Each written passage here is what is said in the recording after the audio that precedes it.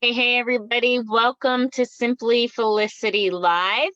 Um, so glad that you could join us today. I hope that you will stay tuned for a special episode. I just love the fact that I can scroll around on Facebook and meet some of the most interesting people doing some really, really powerful things.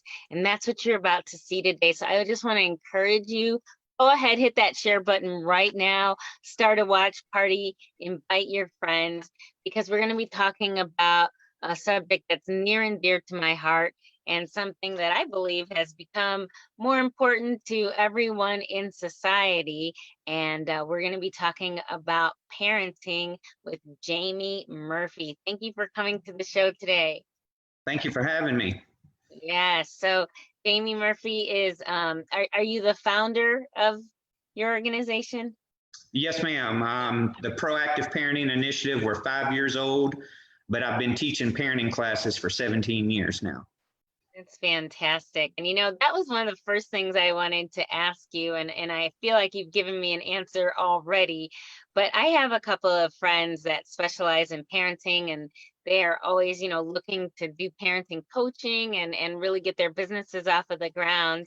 But it has been such a struggle for them getting the interest of parents to want to really improve their skills.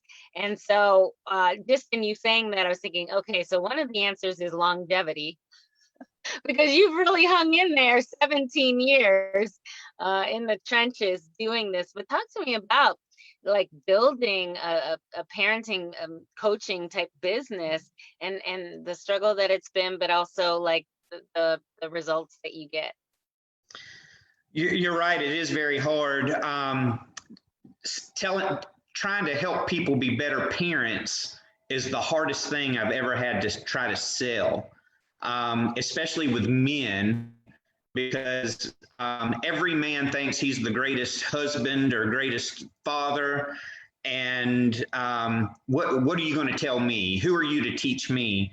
And what we do is we just reach out, and usually what we have to do is we have to market ourselves to the parents that are struggling with strong-willed or defiant kids. Okay. And if we reach out to them, and then hopefully they tell their friends and their neighbors about us. And the name of our ministry is the Proactive Parenting Initiative. And or a elementary age kid, because if you do the things that we teach, you're going to avoid these at-risk behaviors that many of our kids get involved in. But generally speaking, most of the parents that come to me are already in some form of crisis. And of course, that is where you would get a bigger testimonial and perhaps some referring you out to their friends. That makes sense. And, anymore, certainly, in the Black community, if you're a dad that's there, you think you're the best thing since sliced bread. I mean, it definitely is promoted that dads just kind of aren't there, are active. And so if you're doing anything intentionally as a dad, you probably feel like Superman at this point. Well, I was just reading a statistic. I don't even remember where it was. I'm on social media a lot, and someone just put a post out that with all the racial tension that we've been talking about for the past month, parenting has got thrown out to the forefront. And in the Black community in 1985, the fatherless crisis was already at 65%. 65% of children were growing up without dads in the home in 1985. So now jump ahead, those statistics have been similar for that's 35 years now. So even the men that are my age, I mean, in 1985, I was in high school. So men that are my age, they grew up without dads, and their children may have grown up without dads, or their grandchildren grown up without dads. So here's my question. Who taught you how to be a dad? Wow. And if you don't have it modeled for you, you have to figure it out on your own. Well, what happens if you emulate a dirtbag? Because there's some bad dads out there. And Yeah. even if you're there, you think, well, I'm here. I go to work every day. I pay the bills. Well, there's more to being a dad than just paying the bills. And I'll say this as well, without some strategy, you are either going to straight out emulate a dirtbag, or you're going to do everything in reverse, which has caused for some child-centric parenting that has not been helpful to these children, where the whole home revolves around that child. Well, we address that in our program, and we talk about the history of where that came from.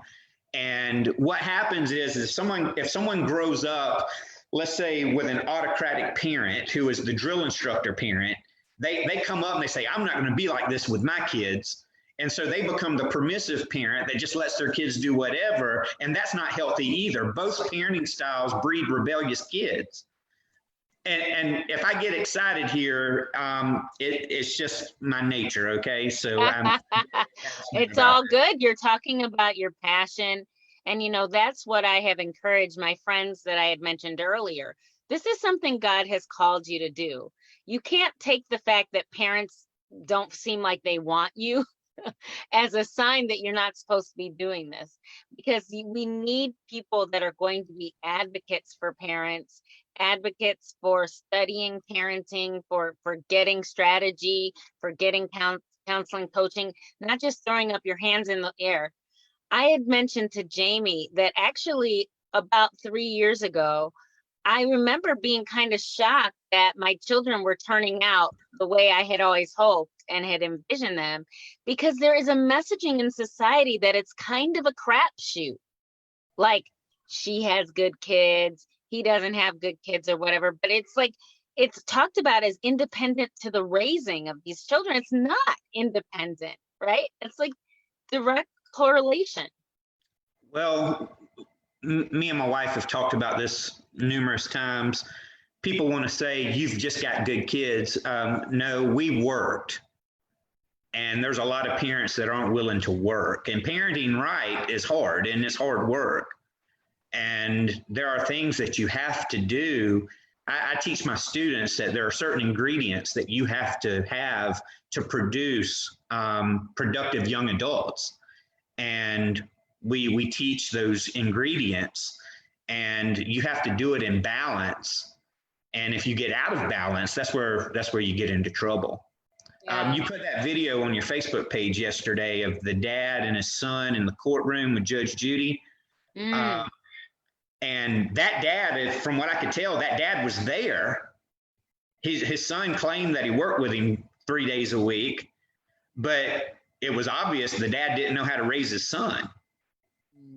He's 16 years old, stealing a car and assaulting a lady.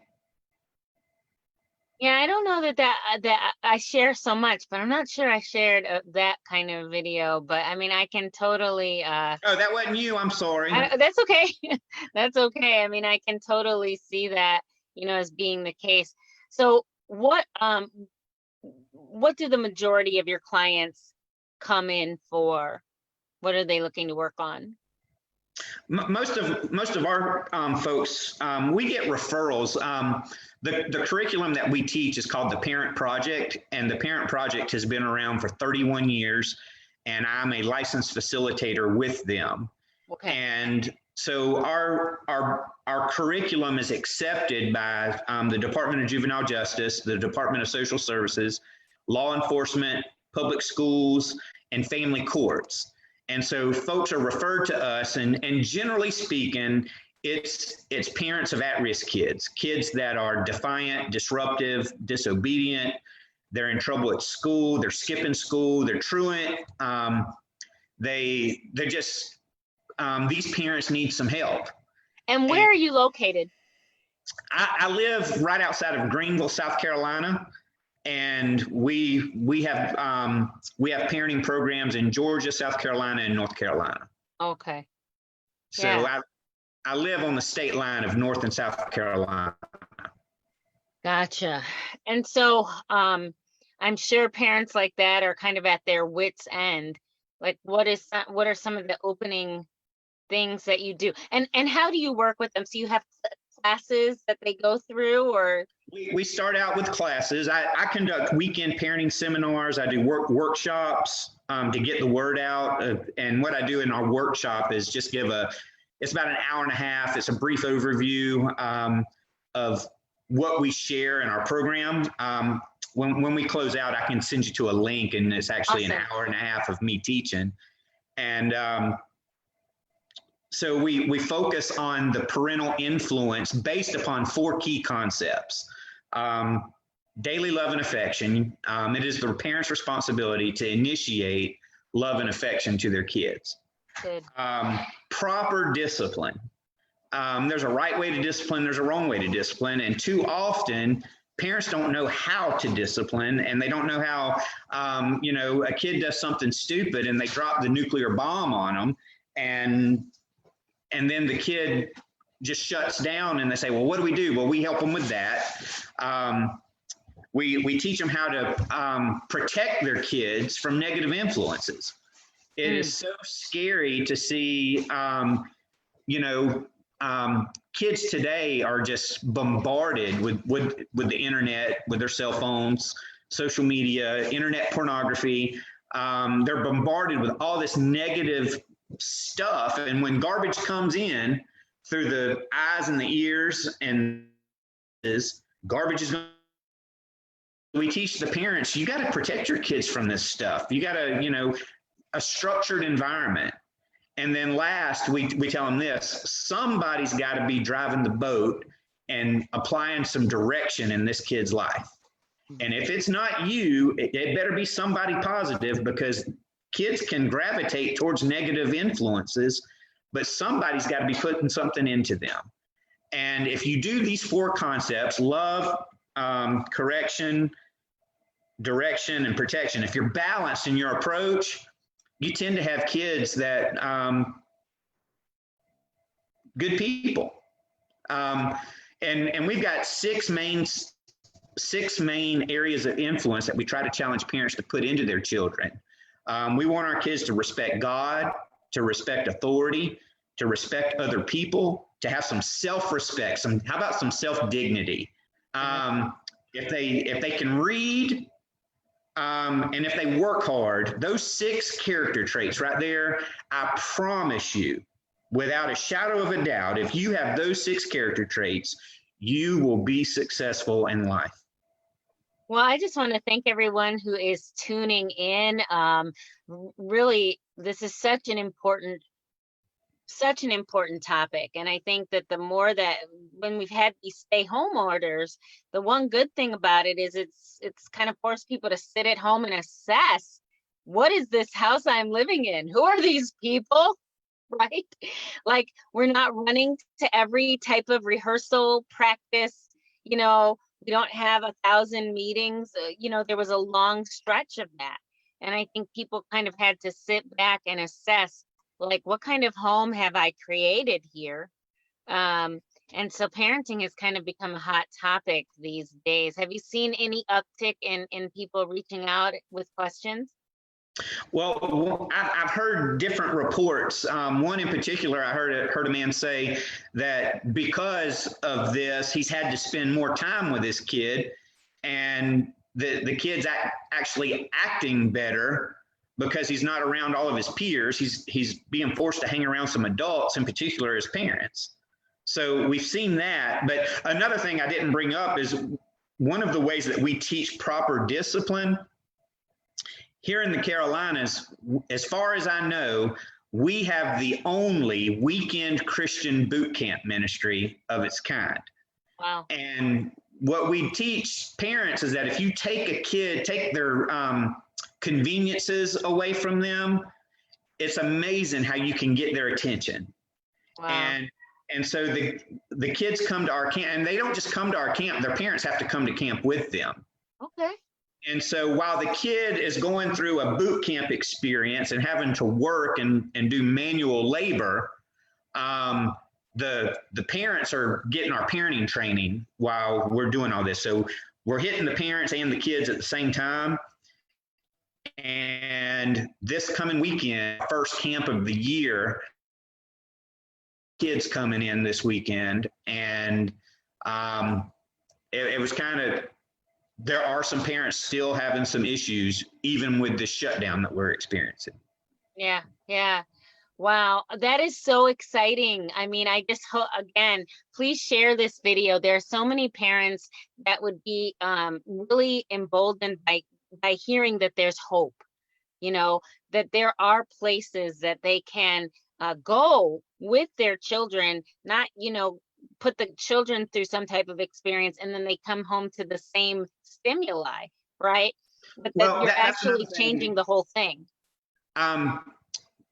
It's kind of interesting. I'm a former pastor. I pastored a church while I was going to college, and I was majoring in criminal justice.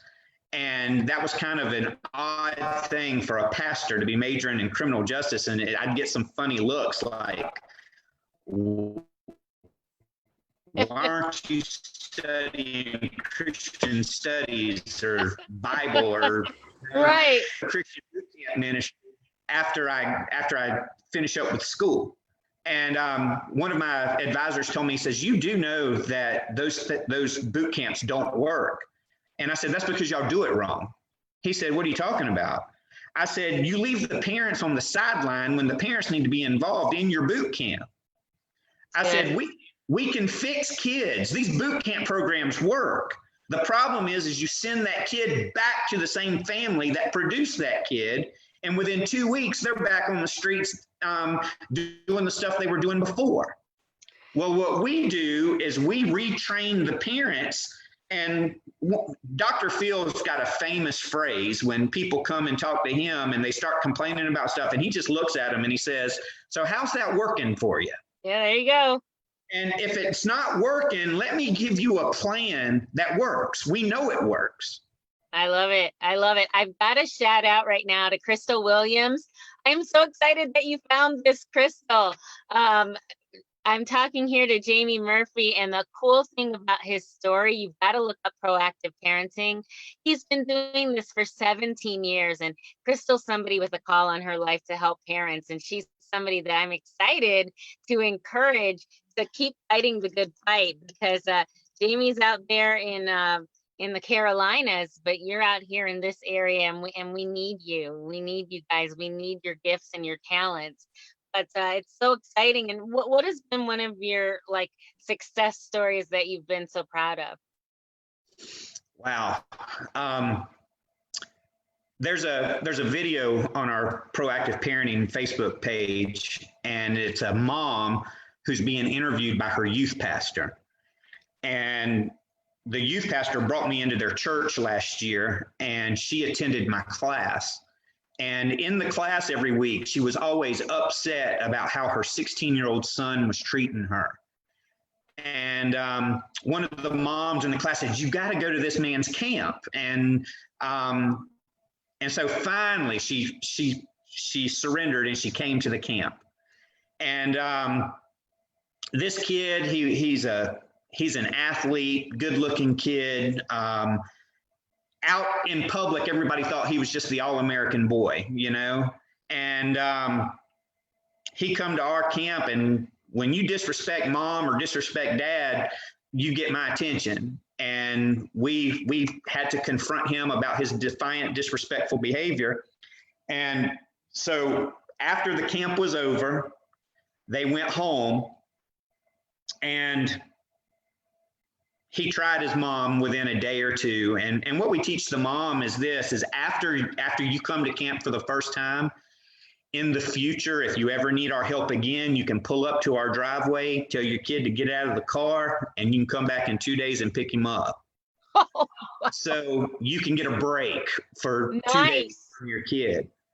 And we also teach them that you have like a revolving window that every 7 days, if you get in trouble, you get 3 strikes within a 7-day window. And if you get 3 strikes in a 7-day window, you can come back to camp next month. Well, they went home within a day or two of camp, and he smarted off to his mom. And she said, his name's Caleb. She said, Caleb, do you want that to be strike one? Because that was a very disrespectful thing you just said to me. And he stopped and he said, Mama, I'm sorry. Please forgive me. Wow. I do not want to go back to that place. And she said, great. And I haven't heard from him since. And it's been a year. Wow. So she still says he's doing great right now. That's fantastic. That's super news. Wow. I mean, those are the types of things that you want to hear. And it's really demoralizing as a parent to be disrespected, by the way. And I just, my heart goes out. I mean, there's not a parent that's been a parent that hasn't experienced, some type of testing or trying. But I know that is like such a terrible feeling. And I know, like, with being a single mother, you can definitely, or being a single parent at all, you can experience a lot of guilt with that. And it becomes this sort of, like you said, revolving door. It becomes this sort of cycle of shame. If you're already feeling bad about yourself, it kind of reminds me of like David in the Bible, when his son started saying bad things about him, and he's like, let him, let him throw their rocks at me and stuff. Why? Because he was already feeling bad about himself. Guys, that's why this is happening. That's why you're continuing to allow it. So you already feel bad about yourself, especially if you're in one of those single parenting situations. But what you've done is you've caught your child into a cycle of shame that has nothing to do with them, really. But like, you're feeding off of that, and then you're allowing that disrespect because because of how you feel about yourself. And I know, I mean, I think also in part, when I had talked earlier about my shock of how well my kids have turned out, has been because of all the imaging or the negative messaging I got about how horrible it was going to be as a single parent. And listen, it's not preferable. You talked about the statistics, and for the Black community, not only 65 to 70% of homes don't have a Black father, but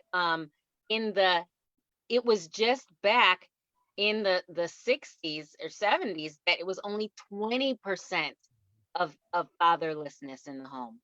So that's how quick all of this has changed. And you see the results. You see people with a lot of emotional health problems out there yelling, screaming, and throwing things in the streets. I mean, this is direct correlation. But what I'm saying is, it can be done as a single parent, that you can raise respectful children.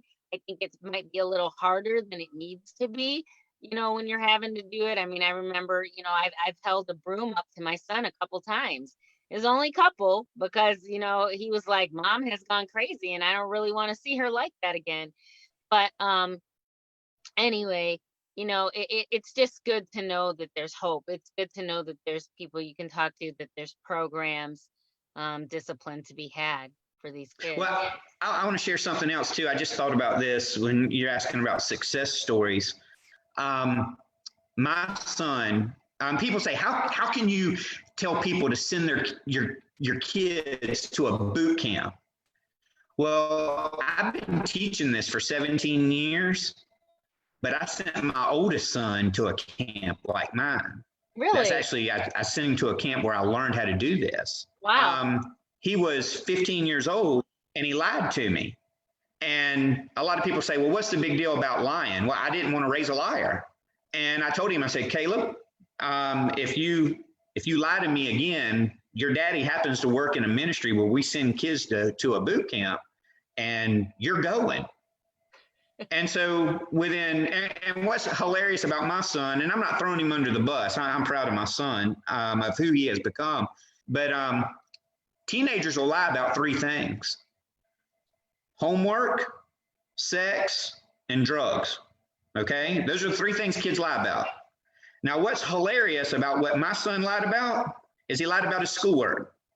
You want to know what's really funny about my son lying about his schoolwork? What? He was homeschooled. Okay? So, do you not think I would find out what was going on with his school All right. Oh no. So I told him, I said, son, if you lie to me again, you're going to camp. And within 2 days, he lied to me again about something trivial, okay, something small. And so I told him, you're going to camp. So, yes, I sent my kid to a boot camp. All right. Now, I want you to get this. He's now 26 years old. Do you know what he does almost every month? What? He volunteers at my camp. Oh, wow. Okay. That's He phenomenal. also he has a very good job. He sends money to our camp. Mm. He's invested in our ministry. He's on my board of directors. Okay. Incredible. And what I'm trying to say is when I tell people you have to discipline your child, they'll think, but they're not going to like me. They're going to rebel. Mine hasn't. Yeah. Yeah. Wow. And I mean, that wasn't even like some type of drug dealer turning into a fire boy. I mean, it was just a little bit of lying, but he understands the significance of you catching that thing right there and the impact that that made on his life. And for those parents that think, my kid's not going to like me and it's going to create this havoc in the home, that's because you don't understand your role as a parent. Like maybe the only thing that you understand how to do is to be a friend or to be, the lover of your husband or wife or boyfriend or girlfriend. But there are more roles in life than, friend and lover, right? But when we have such a lack of respect, when we don't understand authority because of whatever their growing up situation is like, however they might have been taught to, because here's another thing. When you've got parents that are like, I'm gonna come up to that school and I'm gonna tell that teacher, da da da. Okay, so you're already destroying the whole concept of authority. That's why that child now has become a parent and not understood the role of a parent. Not your job to get them to like it. That's not in your PRD right now. Like nobody cares if that kid I mean, but it creates a much more likable situation when you've got a stable home. When you've got a chaotic home, nobody likes anything. Nobody likes anything that's not perverse. And I also ask parents this question. I said, what's your purpose right now? What are you trying to accomplish? And what I ask them is, what are your goals? And most parents, I challenge them, you've got to be parenting for 5, 10, 15, 20 years from now. Because if you mess up, if you don't do it right, guess who pays the price? Phew. Your grandbabies will. Right. And you may end up parenting them, by the way. Like that's a trend. Well, you can spoil your child now and you'll raise your grandchildren. Or you can parent your child now and you can spoil your grandchildren. That right there. I just had to let that sit. Because you know what? That is so real in the Black community. I'm not saying it's not real in other communities because you're not Black and you said it, but like that thing is so real. And even, a lot of like moms that might have been buck wild, they straighten up for those grandkids if the kid is now off on drugs or strung out or you know what I mean, won't come home or things like that. They now see the impact. And really as opposed to having to let life play out, because life isn't really long enough for you to learn by hard knocks. It's really not. You make your old age like a hell if you have to learn everything yourself. But if you will go on ahead and get input, right? If you'll get some intervention, if you will get some perspective from a coach who studied this thing, as well as just being gifted by God, because people have their different gifts. This is something that God has gifted you to do. But if you'll do that, you can circumvent having to wait. Like I said, like you'll have this mom who's buck wild. She'll see what happens to her daughter. And then by the time of the grandchild, she straightens up because she sees what's going to happen if she doesn't. you don't want to do that with everything in life. You don't want to keep cycling like that. Well, it's right at 50% of all grandparents in America are raising their grandkids Jesus. in some form or fashion. Okay. That is such an 50%. indictment. Wow. And I was in a courtroom one day, and there was a grandma that was there because a kid had been arrested, and the grandparents were willing to take the child home. And the judge looked at the grandparent and said, "Ma'am, I want you to understand, we appreciate you being willing to do this. But in the state of South Carolina, we do not hold grandparents responsible for their grandkids. And you do not owe this grandchild anything. We want to be clear on this." But so many grandparents are having to raise their grandkids. And then here's the truth of the matter, and this makes people mad when I say this. So now grandma gets a second chance to mess up a second generation. Right. Right. Because generally speaking, the older that we get, the more mellow that we get, and we don't stand up to these kids like we would have if we were back in our 20s. Right. We don't have the energy level, is different as well. That's why you get mellow. You're like, hey, but oh So my God. I deal with a lot of grandparents. As a matter of fact, last year I had a 75-year-old grandmother come to camp, and that was an interesting experience. But she said, "I'm willing to go for my grandson." Wow. Yeah, yikes. I mean, I just hope that is there for cautionary tale to those, that don't want to be part of that 50%. Maybe we can even see those statistics coming down. And I've been so encouraged in my neighborhood. I work from home. And so when I'm out doing my daily jog or walk or walking the dogs or whatever, and I'm seeing so many parents with their children, seeing moms running with their sons. In the past, you would just see the son out there running, maybe probably with his friends if they were training for cross country or whatever. But now it's the parents doing it with them, just seeing the moms and that, like, it just seems like before when I would see the family walk, those families that did, it's not necessarily a ton, but normally they'd just kind of be walking. It would just be something they do. Now I'm seeing so much talking. I'm seeing like talking and walking, and even the older ones and I don't know, it almost brings a tear to my eye to see, especially dads playing with their young daughters or, throwing the ball out there. I mean, it's so Andy Griffith show, for me, like, it's like, this is stuff you don't, I didn't see like anywhere. And it's just amazing to see some of those. Hey, look, if the family values have to be forced, whatever, you know what I mean? Like, these kids need us. And I love how you're saying that you've heard some testimonials that the kids started acting better just because of the presence of the parents, just because of needing to interact with adults, which has been one of the arguments for homeschooling.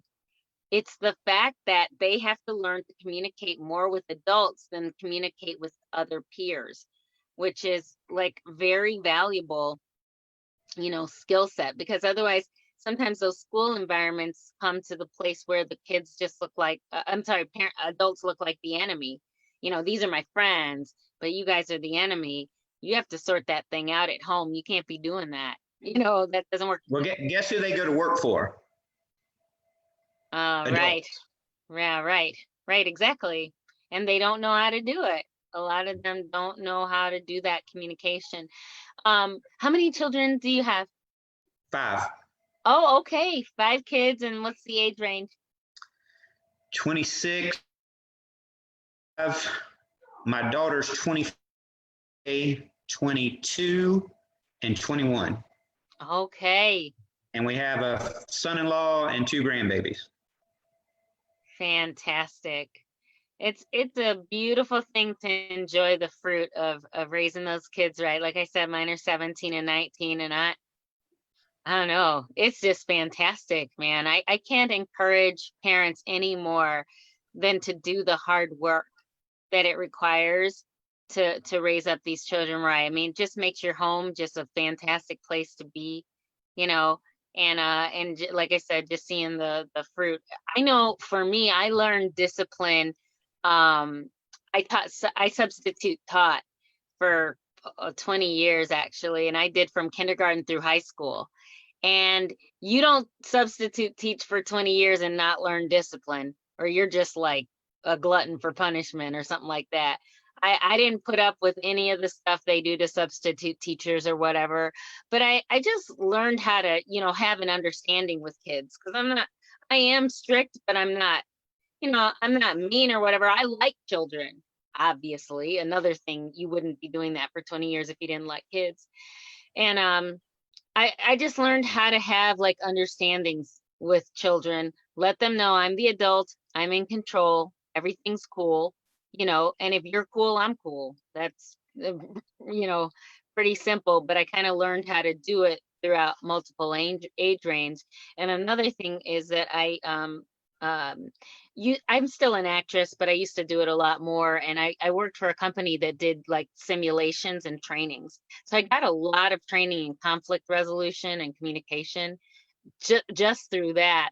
So it's been kind of weird, some of the skill sets I've gained from some different areas of life. But I tell you, those are the things you need. You need to know discipline, you need to know good communication um, in order to do that. Because one of the things I figured out is if I freak out on my kids when they admit to doing something wrong, that's going to have a long range consequence.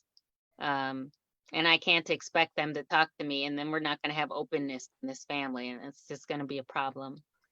So I just can't recommend the things you do enough. Go out there and Proactive Parenting. That's the name of the Facebook page, right? Proactive Parenting Initiative. Proactive Parenting Initiative. Jamie Murphy. This has been fantastic. Again, everyone, please share this. So many parents need this information and they need hope. And we're so excited that you're there to provide that. I mean, people come from out of state to do your camp and everything, right? Yes, ma'am. Yeah. We put our videos out. We use social media to promote what we're doing, and any parent that's willing to drive down to where our camp is, about an hour west of Charlotte, and anybody that's needing help, we're willing to help them. And we haven't even talked about this. You say, what's the price? Well, that's based upon someone's income. Okay. We are a ministry, and we are trying to start. Our motto is saving kids one parent at a time. Wow. That is just fantastic. And listen, Crystal, if you're still watching, I want to recommend a mentor to you. I just put you on the spot, Jamie, but if my friend Crystal Williams reaches out to you, I hope that you will spend a few minutes with her, because you're a veteran at this point. 17 years is a long time.